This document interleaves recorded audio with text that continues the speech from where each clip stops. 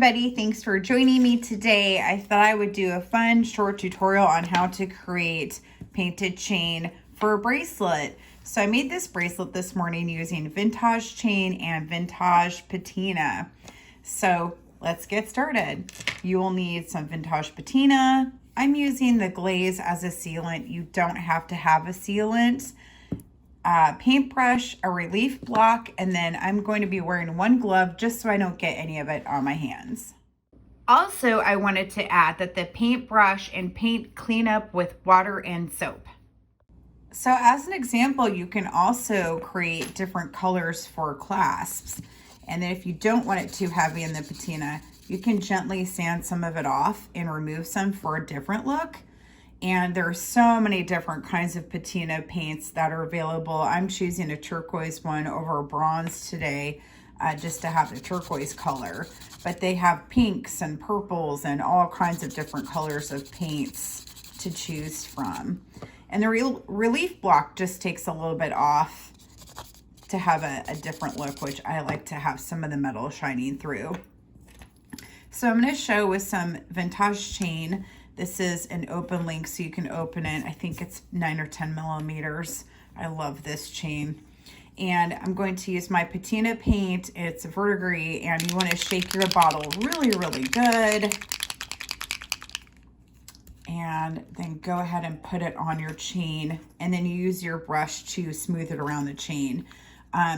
It is a non-toxic paint. And it does dry, and it's not supposed to come off on your skin once it dries. It can lighten up over time when it's in the sunlight, for example. You don't want to wear this in water when you're finished with it. And see how easy and quickly that is? So you just coat it in your paint, and you can take a paper towel, for example, if you want to kind of dab it off to lighten up the paint, if you don't want it that heavy, or if you want to have a different look, so you have some chain coming through with just a little bit of paint. You know, there's so many different options you can do. You can let it dry completely and use a relief block. I prefer to use the paper towel here, so it kind of lightens up the coating, and then you also have some chain coming through. And you can let this dry. It does dry pretty fast, and you don't need to seal it with anything. It's ready to go once it dries. For my preference, I just want to seal it for a little bit with the glaze paint. This is also permanent, fast drying, durable paint. Paint, it's a sealant or a glue. It works both ways. It also will dilute down colors. If you want to have this a lighter shade of turquoise, if you just mix some glaze in with it, it will make it a lighter shade of turquoise.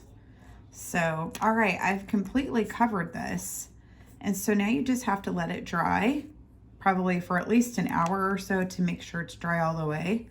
And then once it's dry, you can use a relief block over the top to help remove just a little bit of the paint so some of the metal comes through. And that's it. It's a pretty fast, really easy thing to do for a fun project. I'm gonna go ahead and push this off to the side so it can dry. And again, here's my finished project with this bracelet. You can see I used some of the relief block on the chain when I was done, and I kind of sparkled up the chain here a little bit so it looks a little shiny with the turquoise mix.